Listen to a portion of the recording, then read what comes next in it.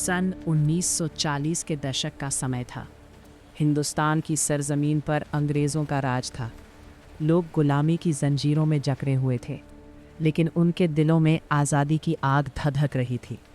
हर गली, हर शहर, हर गांव में एक ही आवाज़ गूंजती थी, हमें आज़ादी चाहिए। दिल्ली की गलियों में, लाहौर के चौकों में, बनारस के घाटों पर और कराची के बाज़ारों में लोग अपने हक के लिए उठ खड़े हुए थे। हिंदू, मुसलमान, सिख सब एक साथ मिलकर अंग्रेज़ों के खिलाफ लड़ रहे थे। उस समय किसी का धर्म नहीं देखा जाता था, बस एक ही पहचान थी, हिंदुस्तानी। इसी दौरान एक नौजवान था जिसका नाम था आरिफ। वो लखनऊ का रहने वाला था। उसके साथ उसका बचपन का दोस्त था राम। दोनों ने साथ खेला, साथ पढ़ाई की और अब साथ ही आज़ादी की लड़ाई में कूद पड़े थे। एक दिन आरिफ ने राम से कहा, राम, ये गुलामी अब और नहीं सहन होती, हमें कुछ बड़ा करना होगा। राम ने उसकी आंखों में देखा और बोला, हाँ आरिफ, अब वक्त आ गया है कि हम अपनी जान भी कुर्बान कर दें अगर ज़रूरत पड़े। दोनों ने मिलकर क्रांतिकारियों के एक समूह को ज्वाइन किया। वे रातों को पर्चे बांटते, लोगों को जागरूक करते, अंग्रेज़ों के खिलाफ प्रदर्शन करते। कई बार पुलिस ने उन्हें पकड़ने की कोशिश की, लेकिन वे हर बार बच निकलते। धीरे धीरे आंदोलन तेज होता गया, पूरे देश में आग की तरह फैल गया। भारत छोड़ो आंदोलन ने अंग्रेज़ों की नींव हिला दी। हर तरफ विरोध, हर तरफ नारों की गूंज थी। लेकिन इसी बीच एक नया मोड़ आया। 1947 का साल करीब आ रहा था और अंग्रेज़ों ने फैसला किया कि अब वे भारत छोड़ देंगे। लेकिन जाते जाते उन्होंने एक ऐसी लकीर खींच दी जिसने सदियों की मोहब्बत को दो हिस्सों में बांट दिया, भारत और पाकिस्तान का बंटवारा। ये खबर सुनते ही पूरे देश में हलचल मच गई। लोग समझ नहीं पा रहे थे कि ये कैसा फैसला है। जो लोग सालों से साथ रह रहे थे, अचानक उन्हें अलग होने के लिए कहा जा रहा था। आरिफ का परिवार पाकिस्तान जाने का फैसला करता है, जबकि राम का परिवार भारत में ही रहने वाला था। उस रात दोनों दोस्त आखिरी बार मिले। आरिफ की आंखों में आंसू थे। राम, क्या हम फिर कभी मिल पाएंगे?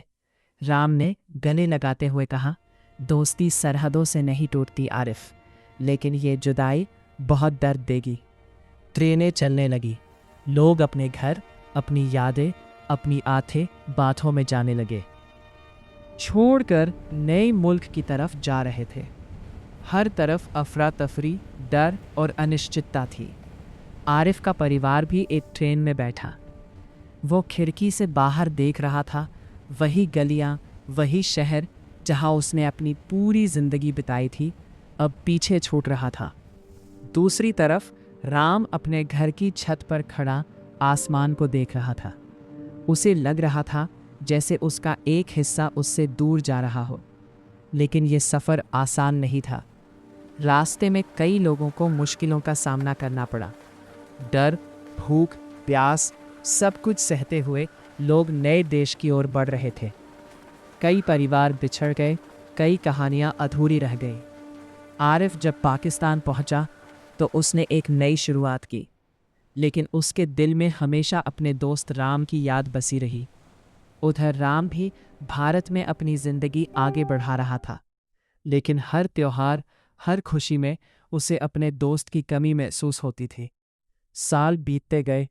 एक दिन कई सालों बाद दोनों देशों के बीच रिश्ते थोड़े बेहतर हुए। एक सांस्कृतिक कार्यक्रम के तहत लोगों को एक दूसरे से मिलने का मौका मिला। राम ने जैसे ही उस सूची में नाम देखा, आरिफ इस खान, उसकी आंखें चमक उठी। मुलाकात का दिन आया। खड़े थे, बाल सफ़ेद हो चुके थे, चेहरे पर उम्र की लकीरें थीं, लेकिन दिल में वही बचपन की दोस्ती थी। आरिफ ने धीरे से कहा, राम। राम ने मुस्कुराते हुए जवाब दिया, आरिफ, तू सच में आ गया। दोनों गले लग गए। सालों की जुदाई, दर्द और यादें एक पल में आंसुओं में बह निकली। उन्होंने घंटों बातें की, अपने बचपन की, अपने संघर्ष की और उस आज़ादी की जिसके लिए उन्होंने सब कुछ सहा। आरिफ ने कहा, हमने आज़ादी तो पा ली राम, लेकिन इसकी कीमत बहुत भारी थी। राम ने सिर झुकाकर कहा, हाँ, लेकिन हमें यह नहीं भूलना चाहिए कि हम एक थे और दिल से आज भी एक हैं। सूरज ढल रहा था।